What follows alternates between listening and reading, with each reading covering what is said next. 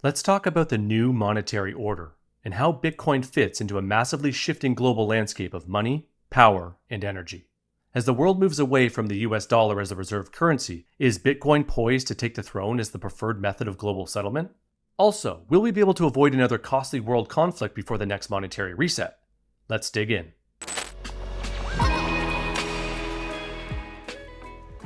The world order is changing, and as legendary investor Ray Dalio points out, we're at the end of a long-term debt cycle and a monetary reset is looming. To set the stage, let's watch a clip of Dalio on Charlie Rose last year where he outlines his thesis on the changing world order. Are we in a moment in which the world order is going to change? Yes, we're changing the world order. Throughout history, there's a fight for control because there's no world court that you go to and plead your case. And so there's a fight for power. So there's a war, and then the winners come out of that war, and the winners set the rules.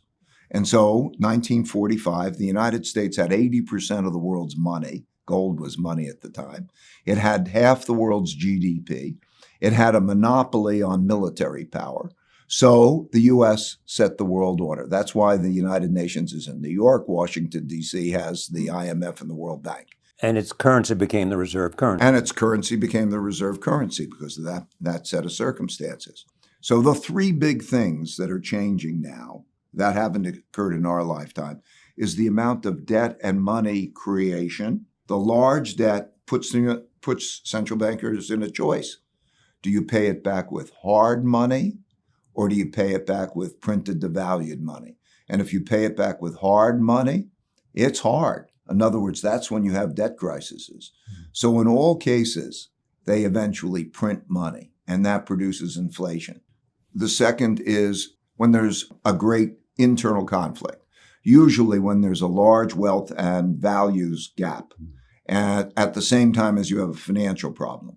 Then you get populism of the left and populism of the right. And the third is the rise of a great power to challenge the existing great power. In other words, China. And the opposition is as strong as the United States and its allies.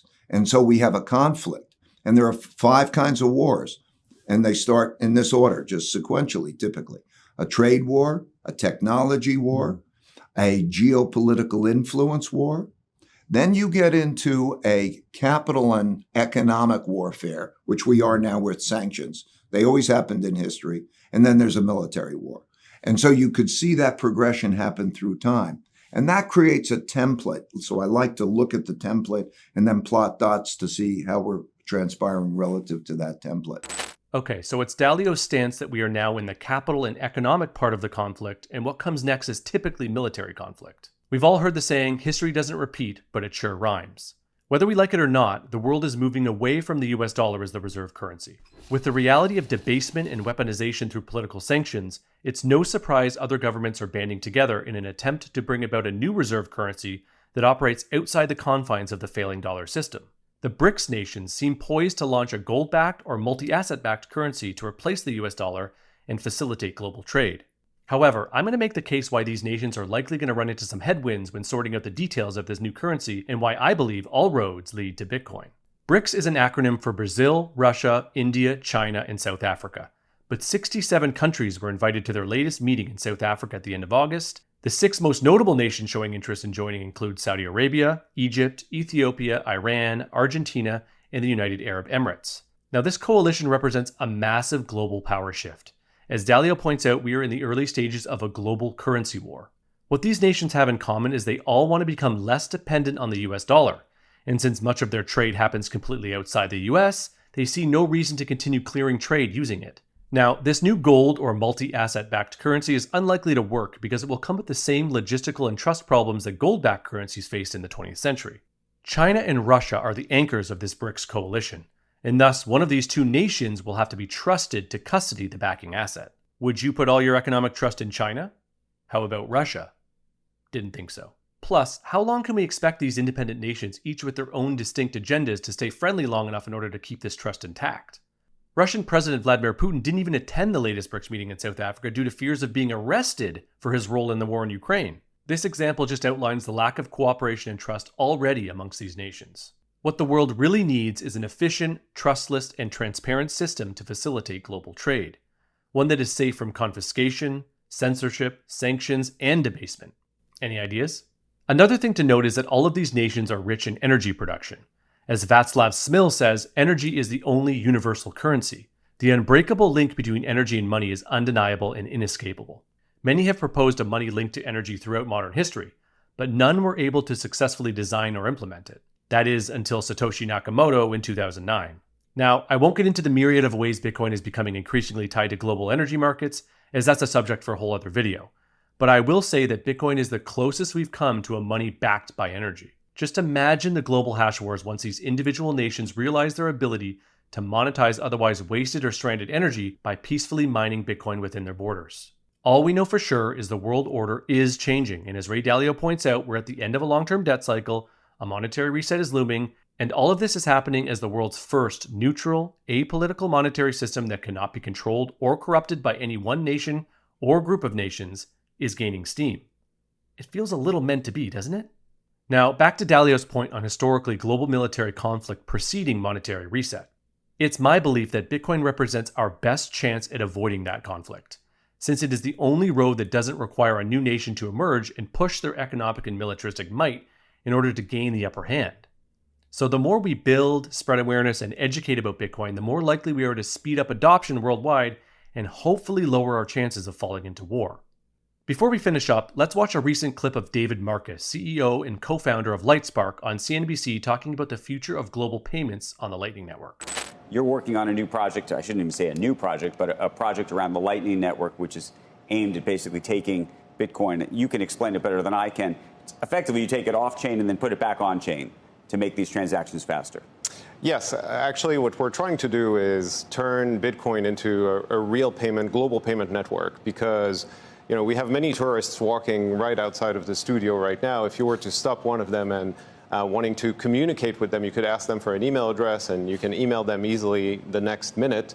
You could text them, you could add them to a group video chat, you can do all of these things. But if you were to send them money, if they were not a US citizen here in the US using one of the same fintech apps you're using, then you wouldn't be able to do that. And so we're still in the fax era of global payments, and that's what we're attempting to solve. Right. Well, why is that so important, by the way? Because the truth is, I can use Venmo. I mean, others can use services that are connected to each other. So you can use Venmo, but if someone is not using Venmo or is an international tourist walking right outside right now, but you right can't now, send if I them have money. an iPhone and I want to message somebody, I mean, if I don't have WhatsApp and somebody wants to WhatsApp me, they have to get the WhatsApp app. But you have text, which is universal, where you can actually communicate and reach out to anyone you want in the world with one simple addressing scheme, which is a phone number, which is human readable. And you can't do that with money. There's no universal protocol for money on the internet that actually enables value to be transported through the internet. So if you were to want to send money to one of these people, you would probably need to ask them for a bank account number. The bank account number would be in different format depending on where you are in the world. You would have to actually physically walk to a branch and pay $50 to do an international wire. And if it's after Friday, 5 p.m., tough luck. And how big a business is that?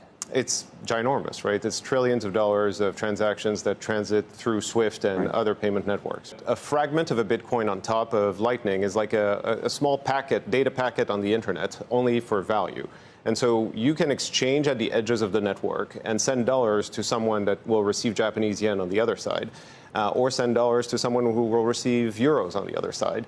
And the actual net settlement layer that is used is basically Bitcoin, Lightning, and it settles in real time, cash final, and at a very, very low cost. What Marcus is talking about here is super important, and it's what a lot of smart people in the existing financial system, Dalio included, just aren't seeing.